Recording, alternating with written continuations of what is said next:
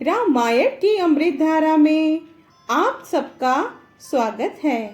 सभी सुनने वाले सज्जनों को जय सिया राम जी।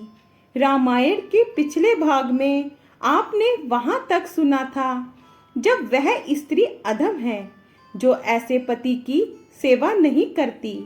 अब इसके आगे से आरण्यकांड भाग 1। सियापति रामचंद्र जी की जय, पवन सुत हनुमान जी की जय, उमापति महादेव जी की जय। जय जय सीताराम जी।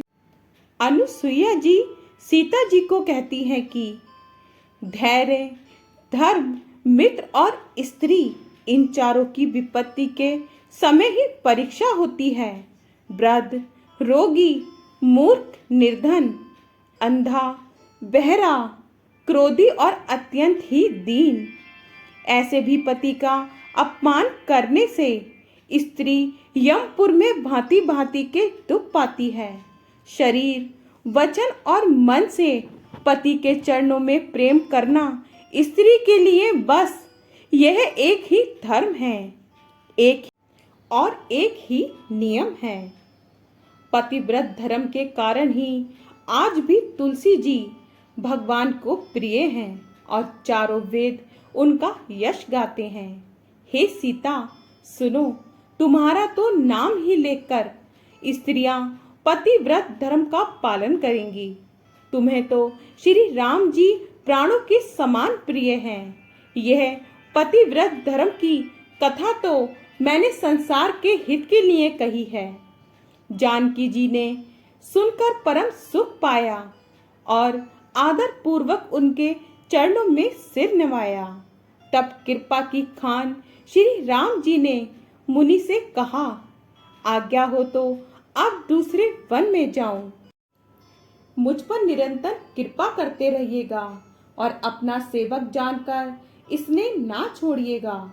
धर्म धुरंधर प्रभु श्री राम जी के वचन सुनकर ज्ञानी मुनि प्रेम पूर्वक बोले, ब्रह्मा, शिव और परमार्थवादी जिसकी कृपा चाहते हैं, हे राम जी, आप वही निष्काम पुरुषों के भी प्रिय और दीनों के बंधु भगवान हैं जो इस प्रकार कोमल वचन बोल रहे हैं।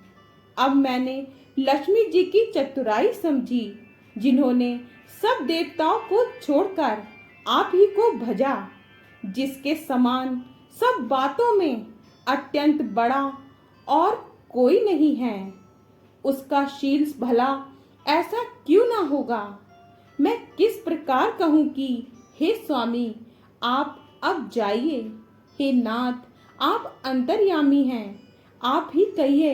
ऐसा कहकर धीर मुनि प्रभु को देखने लगे। मुनि के नेत्रों से प्रेम अश्रुओं का जल बह रहा है और शरीर पुलकित है। छंद। तन पुलक निर्भर प्रेम पूरन नयन, मुख पंकज दिए मन ज्ञान गुण गौती ते प्रभु में दीख जप तप का किए, जप जोगे धर्म समूह ते नर भक्ति अनुपम पावई, रघुवीर चरित पुनीत निस दिन दास तुलसी गावई, दास तुलसी। मुनि अत्यंत प्रेम से पूर्ण हैं, उनका शरीर पुलकित है और मन में विचार कर रहे हैं कि मैंने ऐसे कौन से जप तप किए थे जिसके कारण मन ज्ञान गुण और इंद्रियों से परे प्रभु के दर्शन पाए। जब योग और धर्म समूह से मनुष्य अनुपम भक्ति को पाता है। श्री रघुवीर के पवित्र चरित्र को तुलसीदास रात दिन गाता है। दोहा। कलिमल समन दमन मने, राम सुजस सुख मूले, सादर सुनहि जतिन पर, राम रही अनुकूल सियापति रामचंद्र जी की जय। राम रही अनुकूल सियापति रामचंद्र जी की जय। श्री रामचंद्र जी का सुंदर यश कलयुग के पापों का नाश करने वाला, मन को दमन करने वाला और सुख का मूल है। जो लोग इसे आदर पूर्वक सुनते हैं उन पर श्री राम जी प्रसन्न रहते हैं। ये कठिन कलयुग पापों का खजाना है। इसमें ना धर्म है, ना ज्ञान है और ना योग तथा जप ही है।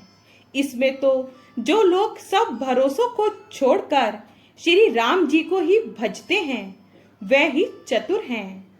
मुनि के चरण कमलों में सिर निवाकर देवता, मनुष्य और मुनियों के स्वामी श्री राम जी बन को चले।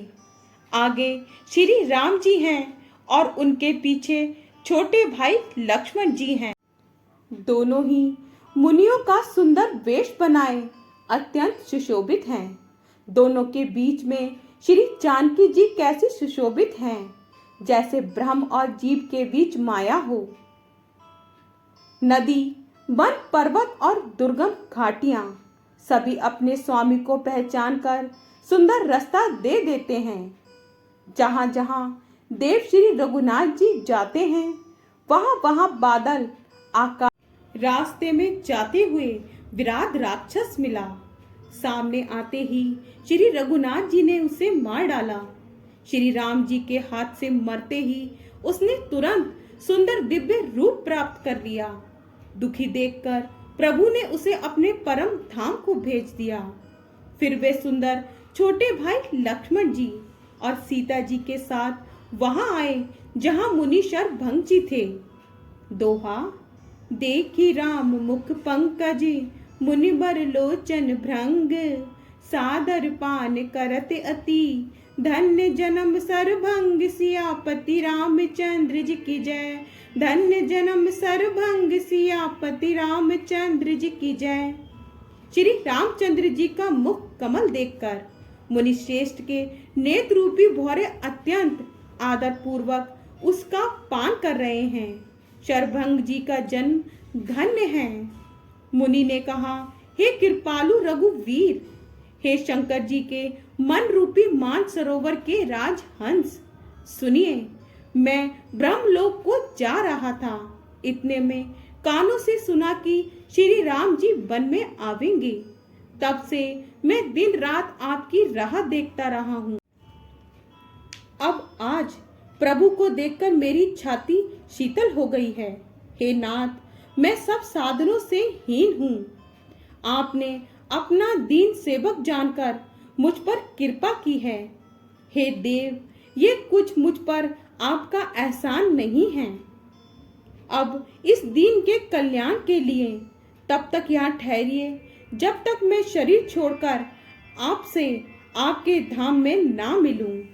योग, यज्ञ, जप, तप, जो कुछ व्रत आदि भी मुनि ने किया था, सब प्रभु को समर्पण करके बदले में भक्ति का वरदान ले लिया। इस प्रकार दुर्लभ भक्ति प्राप्त करके फिर चिता रचकर मुनि शरभंग जी हृदय से सब आसक्ति छोड़कर उस पर जा बैठे। दोहा, सीता अनुज समेत प्रभु नील जलद तनु श्याम, मम ही बसहु निरंतर सगुन रूप श्री राम सियापति रामचंद्र जी की जय। सगुन रूप श्री राम सियापति रामचंद्र जी की जय। हे नीले मेघ के समान श्याम शरीर वाले, सगुण रूप श्री राम जी, सीता जी और छोटे भाई लक्ष्मण जी सहित प्रभु आप निरंतर मेरे हृदय में निवास कीजिए। ऐसा कहकर शरभंग जी ने योग अग्नि से अपने शरीर को जला डाला और श्री राम जी की कृपा से वे बैकुंठ को चले गए। मुनि भगवान में लीन इसलिए नहीं हुए कि उन्होंने पहले ही भेद भक्ति का वर ले लिया था। ऋषि समूह मुनि श्रेष्ठ शरभंग जी की ये दुर्लभ गति देखकर अपने हृदय में विशेष रूप से सुखी हुए। समस्त मुनि वृंद श्री राम जी की स्तुति कर रहे हैं और कह रहे हैं, शरणागत हितकारी, करुणा कंद, करुणा के मूल, प्रभु की जय हो, प्रभु की जय हो। फिर श्री रघुनाथ जी आगे वन में चले। शेष मुनि के बहुत से समूह उनके साथ हो लिए। हड्डियों का ढेर देखकर श्री रघुनाथ जी को बड़ी दया आई। उन्होंने मुनियों से पूछा। मुनियों ने कहा, हे स्वामी, आप सर्वदर्शी, सर्वज्ञ और अंतर्यामी, सबके हृदय की जानने वाले हैं। जानते हुए भी अनजान की तरह हमसे कैसे पूछ रहे हैं? राक्षसों के दलों ने सब मुनियों को खा डाला है। ये सब उन्हीं की हड्डियों के ढेर हैं। ये सुनते ही श्री रघुवीर के नेत्रों में जल छा गया। उनकी आंखों में करुणा के आंसू भर आए। आगे का भाग कल। जय सिया राम जी। आपको पसंद आए तो लाइक, शेयर, कमेंट्स कीजिए और हमारे चैनल को सब्सक्राइब कीजिए। जय सिया राम जी।